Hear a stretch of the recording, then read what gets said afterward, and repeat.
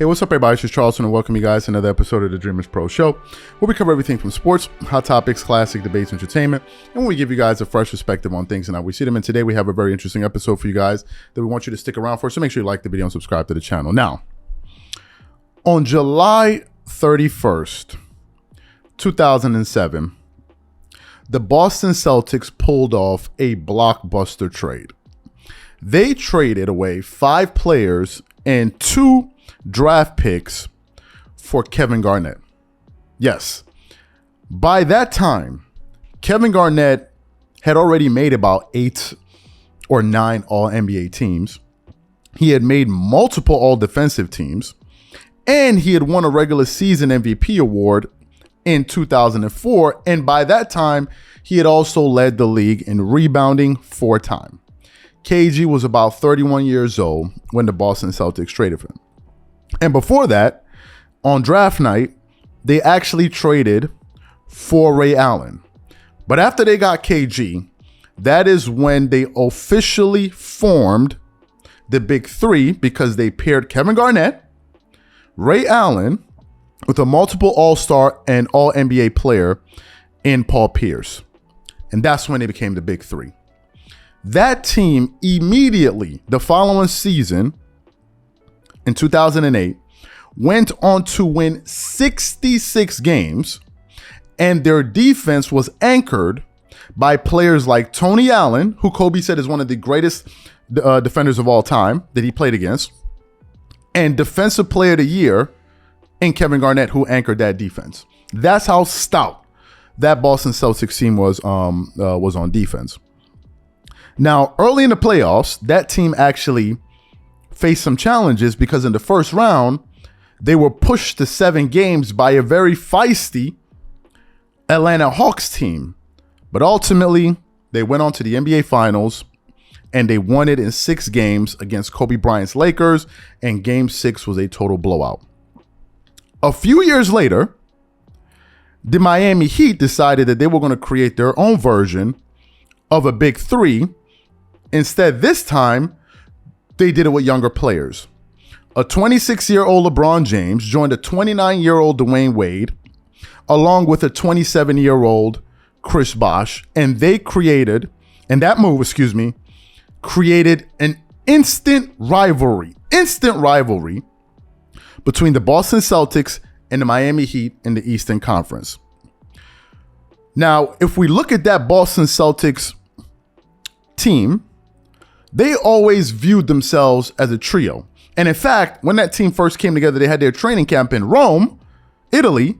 And I think their key word that they kept on is Mbutsu, which means, I believe, brotherhood or something like that. I'm not sure if I'm getting that right, but that's what I think. That's what I think it was.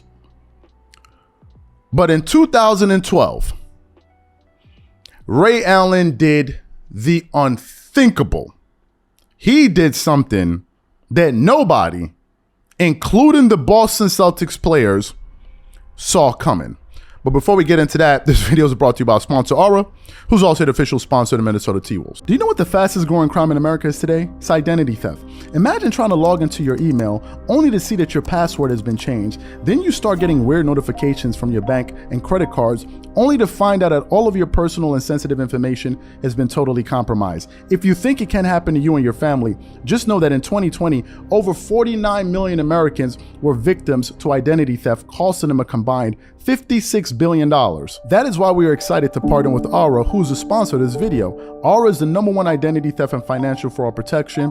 Aura monitors the dark web and alerts you if any of your passwords and accounts have been breached. And funny enough, after using Aura, I discovered some of my credentials were floating around in the dark web, and the app showed me exactly when and where the breach happened. In addition, Aura allows you to set spending alerts, and they'll notify you of any suspicious transactions. Aura is 4 times faster than any of its competitors in alerting you if someone is trying to open a credit card or obtain a loan using your name. And remember this, every 14 seconds, someone becomes a victim of identity fraud.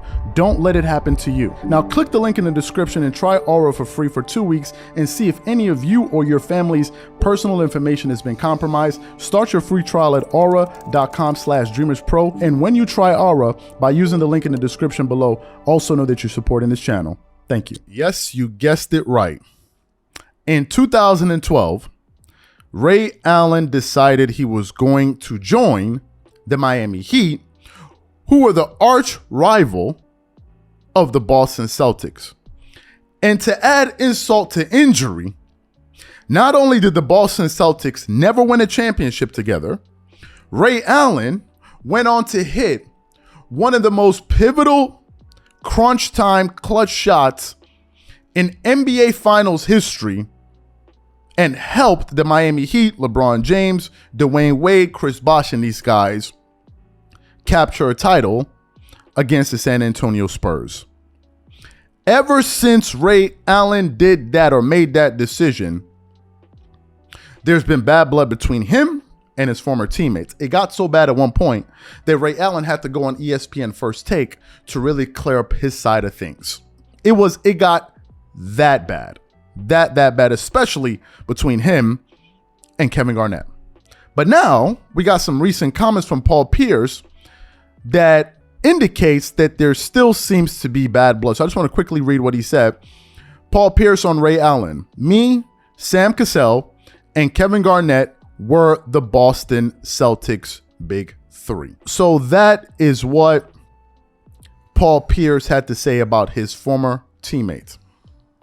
Not only did he exclude Rajon Rondo, who was a pivotal piece for them winning those championships, but he excluded 1/3 of the Big Three in Ray Allen. And the truth about all of this is this. I think deep down in Ray Allen's mind, he knows he was a free agent, but he knows what he did was kind of dirty. Because Kevin Garnett and him are like, you can go anywhere, but not to them. And I think that's the reason bad blood still exists. Now, here's the shame about all of this. The shame is I just recently saw an image about the Showtime Lakers reunion in Hawaii that we're going to show you guys right now. And this is one of the greatest teams of NBA history. And after all these years, decades, they're still able to maintain a friendship, cordial. I even saw a video of them dancing together, singing music, singing songs together. And I just wish in the future, man, that this Boston Celtics Big Three, that amalgamation of players, are able to find peace from what happened with Ray Allen. And hopefully these guys will come together in the future and have a celebratory moment like the one the Lakers just had, the Showtime Lakers just had. So really the question is this to you guys. In your heart, do you really believe that that will ever happen? Do you think Kevin Garnett will ever forgive Ray Allen, and maybe in the future, this can just be water under the bridge? Whatever you guys think, please leave your thoughts and comments in the comment section, and we'll catch you guys on the next episode. Peace.